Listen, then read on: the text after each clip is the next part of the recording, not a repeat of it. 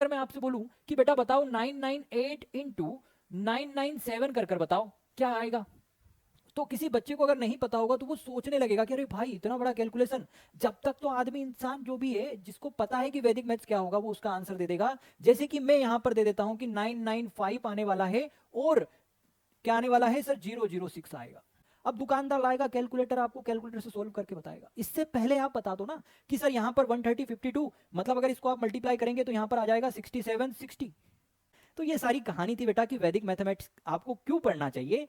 तो I hope मैं आप लोगों को बिल्कुल अच्छे से बता चुका हूं कि आप अगर वैदिक मैथमेटिक्स से सीखते हैं तो आपकी लाइफ कैसे चेंज हो। तो मैं ये नहीं कह रहा हूं कि आप वैदिक मैथमेटिक्स पढ़कर पंडित बन जाएंगे, नहीं भैया, पंडित नहीं बनेंगे। आप एक अच्छे मैथमेटिशियन बन सकते हैं, आपका इंटरेस्ट मैथ्स में आ सकता है बेटा। जय हिंद बच्चों, जय हिंद जय हिंद। आज हम बेटा एक ऐसे सब्जेक्ट के बारे में बात करने वाले हैं, एक ऐसे टॉपिक के बारे में बात करने वाले हैं जो जनरली सभी को उस टॉपिक के ऊपर बात करनी चाहिए। क्योंकि जो चीज हमारी है, हमारे वेदों से आई है, उस चीज को हम कहीं ना कहीं पीछे छोड़ चुके हैं। और मैं इसकी बात क्यों करना चाह रहा हूं, मैं आज आपसे क्यों बात कर रहा हूं कि आप वैदिक मैथ्स को पढ़ो, है ना। क्यों हमें वैदिक मैथ्स पढ़ना चाहिए, इसके बारे में हम बात क्यों कर रहे हैं सर, ये बताइए। आप जनरली देखना, आप खुद को देखो या अपने क्लासमेट को देखो या फिर आपके छोटे भाई बहन जो हो उनको देखो, कहीं ना कहीं उनके अंदर एक मैथ्स का फोबिया होता है। उनको कहीं ना कहीं डर होता है कि अरे भाई मैथ्स, ना भाई ना, ये हमसे नहीं हो पाएगा। इसका जो मेन रीजन होता है वो होती है हमारी टेक्स्ट बुक्स जो हम स्कूल में जनरली पढ़ते हैं। वहां पर आपको फॉर्मूला सिखाए जाते हैं कि भैया इस फॉर्मूले को आप लर्न करो, यहां से ये चीज ऐसे आपको करनी पड़ेगी। मल्टीप्लीकेशन करवाने के लिए आपको अलग अलग नंबर्स के लिए अलग अलग चीजें नहीं बताई जाती। मतलब सर वहां पर सिर्फ आपको बता दिया जाता है कि आप भैया जैसे आपको मल्टीप्लाई करना है 489 48 इंटू 6 इंटू या 4648 का, तो आपको बोला जाएगा कि भैया आप यहां से इन सभी में मल्टीप्लाई करो, फिर इन सभी में मल्टीप्लाई करो। वहां पर कोई ऐसी चीज नहीं बताई जाएगी कि आप इसको एक गेम की तरह लो। ये सारी चीजें नहीं बताई जाती। वहां पर सिर्फ आपके अंदर एक फोबिया भरा जाता है, अरे भैया मैथ से ऐसे आ जाएगा क्या, बिना प्रैक्टिस से आ जाएगा क्या, ऐसा कर सकते हो क्या। नहीं, अगर ऐसा होता तो भैया जो हमारे एंशियंट पर्सन्स थे, जो हमारे एल्डर थे, जो हमारे गुरुजन वगैरह हुआ करते थे, तो वो कैसे किया करते थे। उनके पास वेदों का नॉलेज हुआ करता था। वेद का मीनिंग ही क्या होता है बेटा, नॉलेज हुआ करता है। तो वो नॉलेज उनके पास हुआ करता था। उनकी कैलकुलेशन इतनी ज्यादा फास्ट होती थी जो आज कैलकुलेटर भी नहीं कर सकता। तो ये सब कैसे हो सकता है, ये सब हो सकता है बेटा एक इस सब्जेक्ट के कारण, इस वैदिक मैथमेटिक्स के कारण। अगर मैं इसके ओरिजिन की बात करूं कि ये कहां से आया है, तो आप सभी को पता है कि ये हमारे वेदों से लिया गया है। ये वेदों में से इकट्ठा किया गया है, जिनको हमारे महर्षि जो तीरथ जी थे उन्होंने इनको एकत्रित किया था 1911 टू 1918 के बीच में। ये बात हुई हमारी, यहां पर इनको वेदों से लिया गया है। अब बात करते हैं सर कि हम इनको पढ़ते क्यों हैं, इनको पढ़ना क्यों चाहिए, वैदिक मैथ्स से होगा क्या। भैया सबसे पहली चीज तो मैं आपको लिख के दे सकता हूं कि आपकी कैलकुलेशन फास्ट होगी और एक्यूरेसी के साथ फास्ट होगी। ऐसा नहीं कि बस फास्ट करना मतलब कुछ भी कर दिया तो फास्ट हो गई, नहीं भाई। आपकी जो स्पीड आएगी ना, वो स्पीड एक्यूरेसी के साथ में आएगी। जैसे अगर मैं आपसे बोलूं कि बेटा बताओ 998 इंटू 997 कर बताओ क्या आएगा, तो किसी बच्चे को अगर नहीं पता होगा तो वो सोचने लगेगा कि अरे भाई इतना बड़ा कैलकुलेशन। जब तक तो आदमी इंसान जो भी है जिसको पता है कि वैदिक मैथ्स क्या होगा वो उसका आंसर दे देगा। जैसे कि मैं यहां पर दे देता हूं कि 995 आने वाला है और क्या आने वाला है सर 006 आएगा, 006 आएगा। कैसे किया इस बात को भी मैं थोड़ा सा आपको बता देता हूं बेटा। यहां पर बेस मेथड का यूज हमने किया है। जैसे ये जो नंबर था ये किसके करीब था, आप देखोगे सर ये 1000 के करीब था। और 1000 से कितना कम था सर, ये -2। और ये कितना कम था सर, -3 कम था। तो इन दोनों का मल्टीप्लाई किया 6, क्या आएगा पॉजिटिव। और मुझे क्या लेना है यहाँ पर 1 2 3 डिजिट तक 6 को लिखना है, तो मैंने 2 जीरो को ऐड कर दिया। फिर क्या किया सर, चाहे आप इस नंबर में 3 को ऐड कर दो, चाहे इस नंबर में 2 को ऐड कर दो। मुझे पता था इसलिए मैंने एक लाइन में आंसर लिख दिया बेटा। अगर ये चीज तुम्हें पता हो जाएगी, आप चाहे कैलकुलेटर से सोल्व कर देख लो, यही आंसर आने वाला है।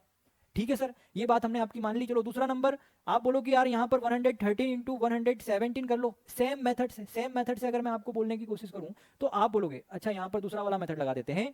सेम मेथड से थोड़ा सा लेंदी हो जाएगा क्योंकि कैलकुलेशन में प्रॉब्लम आएगी, तो आप यहाँ पर लिख लोगे 13221। सर ये कैसे कर दिया इतनी जल्दी, ये तो हम नहीं मान रहे। ये कैसे किया, आप इस चीज को समझना। यहां पर देखो ये 2 डिजिट नंबर तो सेम है ना, ये 2 डिजिट नंबर क्या है, सेम है। तो यहां पर मैंने यूज किया है एकाधिक एनपूर्व मेथड को, एक अधिक वाली। कैसे सर, मैंने देखा कि ये दोनों सेम है, हाँ, और ये जो लास्ट यूनिट डिजिट है इनका सम 10 आ रहा है, इनका सम क्या आ रहा है 10 आ रहा है। तो अगर यूनिट डिजिट का सम 10 आ रहा है तो आप उनको मल्टीप्लाई करो 21। हाँ सर, और जो भी आगे नंबर लिखा हुआ है, क्या लिखा हुआ है 11, 11 के एक ज्यादा से मल्टीप्लाई कर दो तो 11 के एक ज्यादा 12 का। अब यहां पर भी आप लोगों को ट्रिक पता होनी चाहिए कि अगर आप किसी भी नंबर को 11 से मल्टीप्लाई कर रहे हो तो यहां पर 1 और यहां पर जो 2, ये जो लिखा हुआ है ना उसको एज इट इज लिख दो, और बीच में जो नंबर है इनको ऐड कर कर लिख दो। मतलब सर 132 और यहां पर 21। ये कैसे आएगी, मैंने क्या सिखाया आपको? अरे भैया एक एक लाइन के आंसर आ रहे, वरना तो सर यहां पर 11 की टेबल बोलेंगे, फिर कैरी ऐड करेंगे, ऐसा करेंगे, या तो ऐसे कर लो या फिर ऐसे कर लो। है सर कोई और एग्जांपल इस बेस पर कोई बता दो, जैसे आपने ये बता दी या ये बता दी, जैसे इसको ही ले लेते हैं। जैसे मैं बोलता हूं आपको अगला नंबर 64 इंटू, आप यहां पर 66 का मल्टीप्लाई करके बता दो। आप बोलोगे सर बिल्कुल आसान है, अब तो आपने हमें बता दिया, ये आ जाएगा 24 और ये आ जाएगा 42, खत्म हो गया ना आसान। सर इसके लिए आप हमें कुछ बता दो, तो मैं बोल रहा हूं यहां पर आप 97 इंटू 103 को मल्टीप्लाई कर लो बेटा, तो आप देखोगे कि अब यहां पर आपको नेगेटिव नंबर मिलने वाला है, तो यहां पर आ जाएगा आपके पास 91, ठीक है। और यहां से आपके पास क्या मिलने वाला बेटा, आप बोलोगे सर यहां से आ जाएगा 99।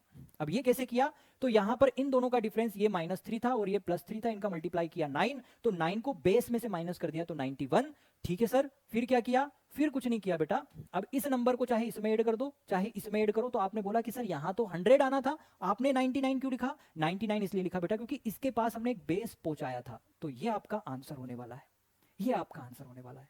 तो आप देखो ना, कैलकुलेशन की स्पीड भी देखो और एक्यूरेसी भी देखो, आप कर लो चेक, बिल्कुल सही होगा। कैसे आया भैया, मैं कोई जादूगर थोड़ी ना हूं, ये वैदिक मैथ्स से आया, पता है तो किया, नहीं पता होता तो बैठा रहता। दूसरी चीज, कॉन्फिडेंस को बूस्ट करता है बेटा ये।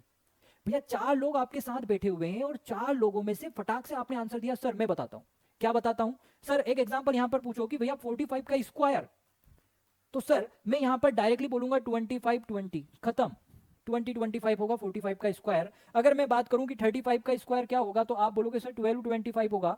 और अगर मैं आप लोगों से बोलूं कि 65 का स्क्वायर क्या होगा, तो आप बोलोगे यहां पर 42 25 होगा सर।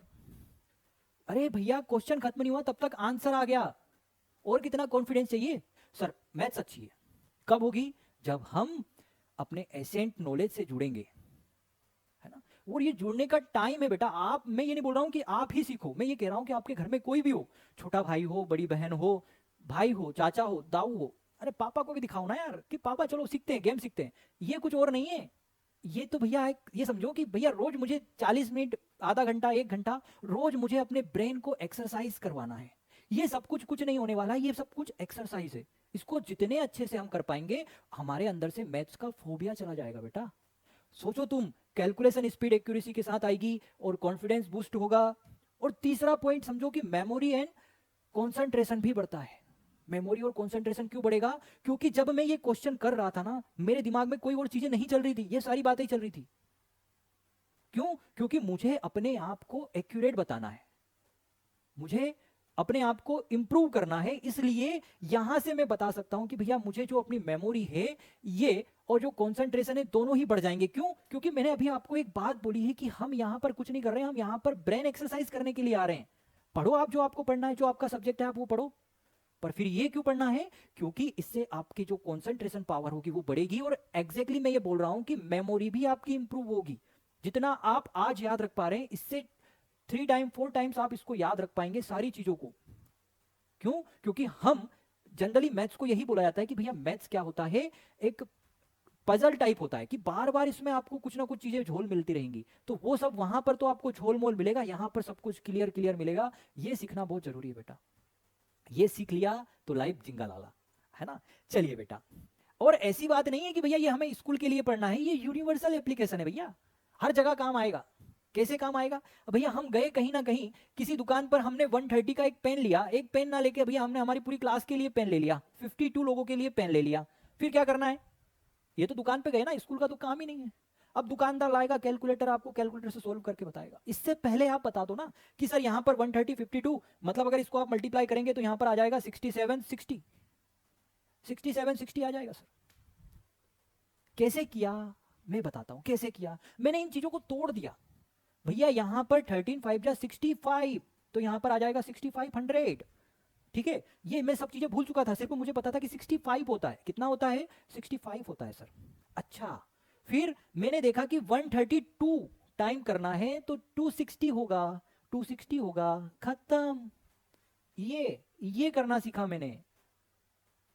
कैलकुलेटर की जरूरत क्या है, मानूंगा कि है, पर कब? जब नहीं पता है। मैं रोज प्रैक्टिस करूंगा ना बेटा इस मेथड के साथ, इन चीजों को तोड़ना सीखूंगा, इनसे खेलना सीखूंगा, तो डेफिनेटली मैं अच्छा कर पाऊंगा, अच्छा इंप्रूवमेंट दिखेगा, है ना। सर हम 150 का बेट लेके आए या बॉल लेके आए या कुछ भी बुक लेके आ गए, दुकानदार ने मुझे 15 दे दिया, क्या करना है? सर मुझे पता है 15 क्या हो जाएगा, 2250, ये लो उसको 2250 रुपए दे दो ना भाई, खत्म। भाई आपको कैसे पता लगा? दुकानदार बोलेगा अरे भाई मैथ्स पढ़ते हैं हम, और वो भी एंशिएंट वैदिक मैथ्स पढ़ते हैं, है ना। ये तो आपको इतनी बात तो यहां से समझ में आ चुकी कि ये सारा गेम जो हो रहा है ना, मैथ्स को हमने फन में कन्वर्ट कर लिया है। मजा आ रहा है ना, इसको सीखने की इच्छा हो रही है कि अरे हाँ यार बड़ा फास्ट हो रहा है, ये तो सीखना चाहिए।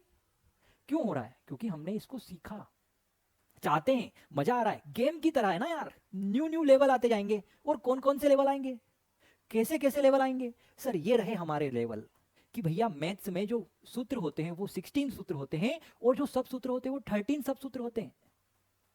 बस ये है पूरी मैथ्स, और सब कुछ झोल। ये है मैथ्स भैया, 16 सूत्र पढ़ लो और 13 सब सूत्र पढ़ लो, और डेफिनेटली आप बोलोगे कि यार जो इंसान था, जो राजू था, श्यामू था, गोलू था, मोलू था, अरे वो एक नए वर्जन में आ चुका है भाई। ये पढ़ने के बाद आप एक नए वर्जन में आ चुके होंगे। आप बोलोगे अच्छा सर, हाँ। और ये रहे हमारे भारती कृष्णा तीर्थ जी, जिनके बारे में मैं आपको बता रहा था कि इन्होंने ही वेदों से इनको एकत्रित करके लिखा हुआ है, इसलिए इनको बोला जाता है फादर ऑफ वैदिक मैथमेटिक्स, है ना। तो ये सारी कहानी थी बेटा कि वैदिक मैथमेटिक्स आपको क्यों पढ़ना चाहिए। तो आई होप मैं आप लोगों को बिल्कुल अच्छे से बता चुका हूं कि आप अगर वैदिक मैथमेटिक्स से सीखते हैं तो आपकी लाइफ कैसे चेंज होगी, है ना। मजा आएगा बेटा, है ना। अगर आप मेरी एक एडवाइस लेना चाहते हैं ना, तो मैं ये कहना चाहता हूं बेटा कि आप जो कर रहे हैं ना करो, कोई दिक्कत नहीं है, पर मैं ये कहना चाह रहा हूं कि ये जो चीजें हैं ना, जो वैदिक मैथ से, ये हमारे वेद से लिया गया है, हमारे वेद से लिया गया है, हमारा एंशिएंट नॉलेज है ये। अगर आज हम नहीं सीखेंगे तो हमारी बाद वाली जनरेशन इस चीज को कैसे जान पाएगी कि जो हमारे पास एक हीरा है। ये जो वैदिक मैथमेटिक्स कुछ और नहीं है बेटा, ये एक ऐसी ट्रिक है, ये एक ऐसा मैथ्स है जो आपको एक लेवल तक पहुंचाएगा। अगर आपने नाम सुना हो ओलंपियाड वगैरह, या आप एग्जाम वगैरह देते हो, तो वहां पर आपने देखा कि सर पूरा गेम जो होता है वो टाइम का होता है, पूरा गेम टाइम का होता है। लास्ट में मेरे पास 5 मिनट बचे, क्वेश्चन 10 बचे हुए हैं, तो सोचो तुम कैसे कर पाओगे। अगर आप जनरल मेथड से जो आप स्कूल में सीख रहे हैं, अगर उससे आप करने की कोशिश करोगे, तो बेटा 10 मिनट में आप मैक्सिमम टू मैक्सिमम 7 क्वेश्चन कर पाओगे, मैक्सिमम। बहुत ज्यादा इंटेलिजेंट बच्चा है जो बहुत ज्यादा मेहनत कर करके फटाफट फटाफट कर रहा है, तब जाकर। पर अगर वही आपके पास कैलकुलेशन में वैदिक मैथमेटिक्स हो जाएगा ना, तो डेफिनेटली आप उस क्वेश्चन को, जो 10 क्वेश्चन है ना, और 5 मिनट आपके पास बची है, तो 2 मिनट में 10 क्वेश्चन कर दोगे। कैलकुलेशन तो भैया अपने हाथ में है ना, वो तो हम कर लेंगे। ठीक है, तो मैं ये नहीं कह रहा हूं कि आप वैदिक मैथमेटिक्स पढ़कर पंडित बन जाएंगे, नहीं भैया, पंडित नहीं बनेंगे। आप एक अच्छे मैथमेटिशियन बन सकते हैं, आपका इंटरेस्ट मैथ्स में आ सकता है बेटा। तो मैं यही कहना चाहता हूं कि आप जो भी हमारी सभ्यता है, जो भी हमारी पुरानी चीजें, एटलीस्ट उनके बारे में जानें, उनको सीखें। और डेफिनेटली अगर हर एक टीचर, हर एक बच्चा और हर एक इंसान इस बारे में, इस वैदिक मैथ्स के बारे में जानेगा, तो डेफिनेटली हम फिर से पूरी दुनिया में जगत गुरु कहलाएंगे, जगत गुरु कहला लेंगे बेटा हम इस बात से। ठीक है, चलिए, तो इस बात को, इस कहानी को मैं आज यहीं पर छोड़ता हूं। अब ये आपके ऊपर छोड़ा कि आप इस चीज को कितना अच्छे से सीख पाते हैं। ठीक है, चलिए बेटा, मिलते हैं नेक्स्ट क्लास में, तब तक के लिए टाटा बाय बाय, जय हिंद।